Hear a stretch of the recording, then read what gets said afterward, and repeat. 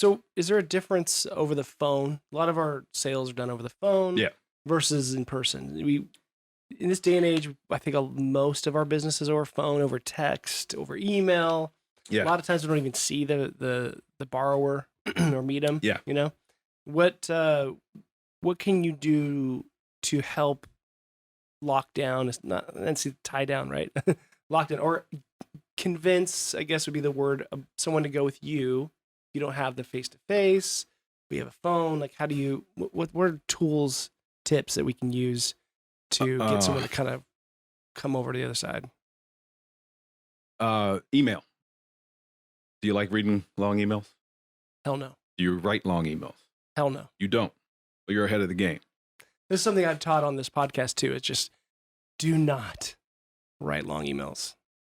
If you are writing long emails, you're doing yourself a disservice. Mm-hmm. Rule of thumb. Well, I'm glad you're saying this because I think we could say this probably till this podcast runs out for another 20 years and people will still write long emails. Yeah, you ask the question, do you like reading long emails? And everybody that you ask that question to will go, nope. And then you say, do you write long emails? And they'll go, yep. And the problem with the long emails, well, general rule of thumb. First of all,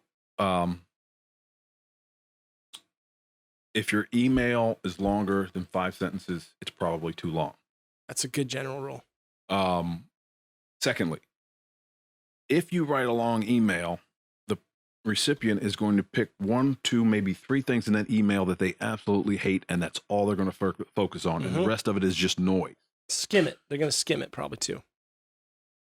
So use the email to drive them to the phone at the very least. I prefer face-to-face because you get more data when you sit down and talk with someone.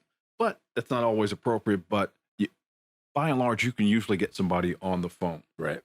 The skills are appropriate in voice-to-voice and face-to-face conversations. I try to tell all of my clients, stay away from that email stuff because it's a hard way to read.